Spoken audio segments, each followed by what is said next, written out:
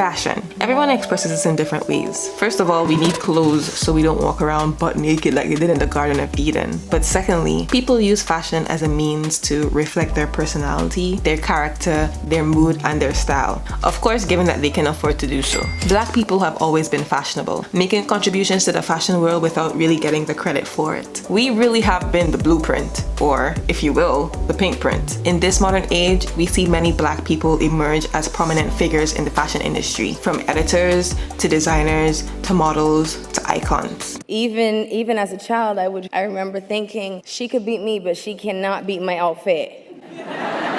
Today, we're gonna take a look at some of the most fashionable black TV characters who have influenced style in their era and still remain relevant even now. Welcome to today's video. So I'm super excited for today's video. I've had this idea for a while now. I tend to watch a lot of TV series and movies, and I've seen these videos where people recreate looks from like movies or TV characters, but like nobody ever really does the black characters. And you know, seeing as it's Black History Month, I thought this would be a cool idea. I mean, granted, these women have made contributions to society, like maybe Madam C.J. Walker or Dr. Patricia Bath, but I do think they made an impact on the black community, especially just having like that representation on the television, you know, in like a fashionable space where it wasn't always recognized, it wasn't always captured. And so I really appreciate like black shows or like shows with like black people where the black people are like bomb. I think I've developed some sort of fashion sense over the years. I usually pick something that I think would look good on me, but like there's no particular thing you'll be like, oh, that's so Jolene. And I really want to take the time to just discover like my fashion sense and my fashion identity and just express myself more through my clothing. And what better way to do that than by dressing like other people?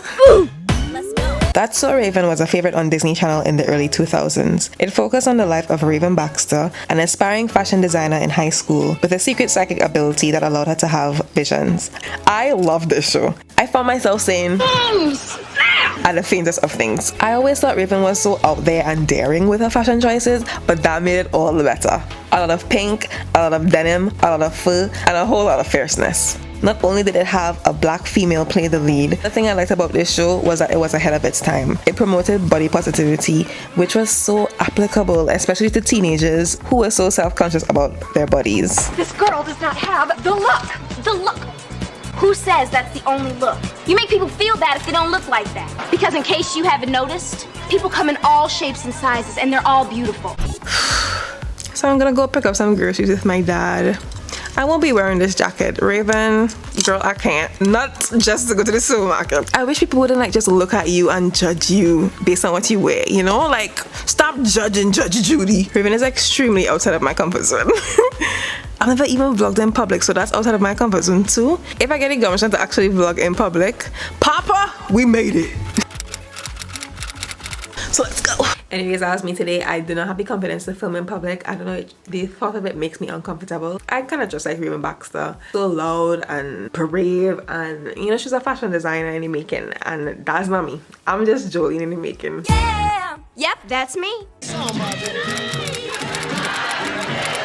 Despite the backlash against Bill Cosby in later years, The Cosby Show was undoubtedly TV's biggest hit in the 80s. I grew up watching it in the 2000s. I admired its portrayal of a black upper-middle-class family that veered away from the typical narrative of destitute black homes. It showcased the Huxtable family, which consisted of Cliff and Claire Huxtable, a doctor and lawyer respectively, and their children. My favorite character was Denise Huxtable, the second daughter of 5 kids. Denise was an unconventional character to say the least, and her clothing expressed such. Played by Lisa Bonet, she was extremely fashion forward, wearing lots of oversized clothes with bold graphics, blazers, accessories, and as bizarre as it could seem, you cannot deny that she was and is a fashion icon. With her mix of prints, love for hats, daring hairstyles, and boho chic fashion, Denise remains one of the most memorable fashion figures of the 80s. I love this. I love this.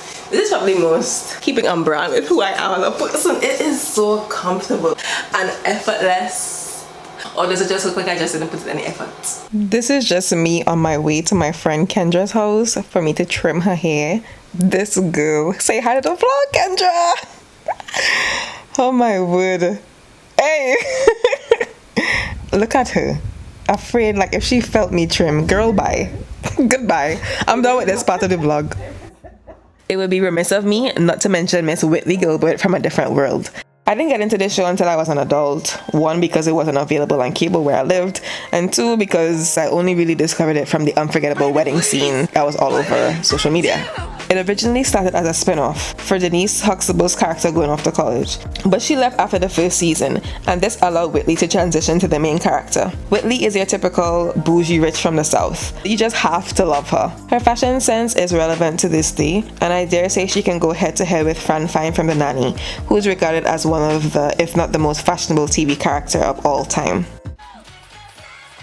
Sister Sister is a show from the 90s that depicts twins Tia Landry and Tamara Campbell, separated by birth, who bump into each other while out with their adoptive parents. I mean, it's kind of sketchy, but the two family units then proceed to move in together, and the girls with their now blended family attempt to navigate life together in their newfound sisterhood.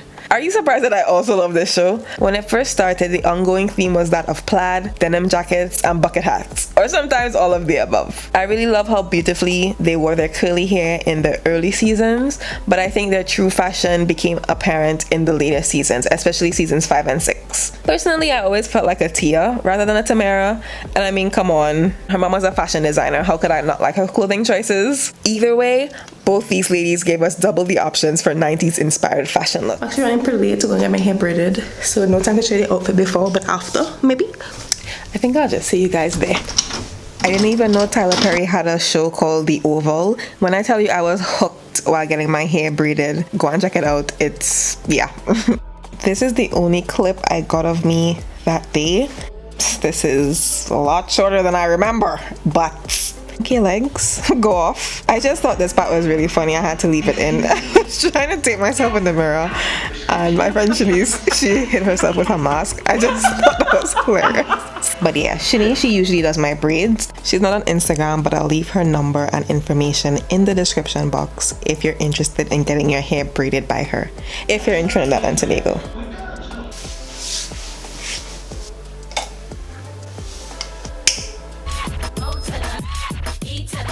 Brandy Norwood starred in the 1996 sitcom Moesha, which focused on the lives of the Mitchell family and friends. I think this show doesn't get the hype it deserves. Can we get into the outfits? Look at the hair! Moesha was the first girl I saw on TV to be all about the protective styles. I mean, I couldn't wait until I got older to wear box braids like Brandy. Although I think Moesha was self-absorbed and boy crazy, but I mean, what teenager isn't?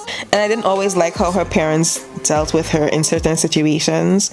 I think the storyline of Moesha is probably the most relatable one, feeling as if you were capturing a regular everyday teen living her regular everyday life. The show touched on real life issues that teenagers have to face, ranging from drug use to premarital sex, sexuality, racism, teenage pregnancy, and even the death of a parent. Moesha is one of those feel-good coming-of-age shows about family, friendship, and finding your way in this life.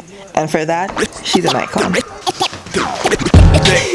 Do you like the hair? It's just some small knotless braids. I could have had her leave them long, but I like the burnt look that Brandy used to wear sometimes. I also like the way she used to have her hair like flip out. I need to stop playing with it because it needs to last a very long time. You're gonna see that in about the next 20 videos, okay? Because it took a long time and it's gonna stay in a long time. Me going out 3 times this week was very big for me, so and so I think I'm just gonna film next week's Monday's video one time, and that's what I'm gonna do with this outfit and this makeup. Ladies and gentlemen, her.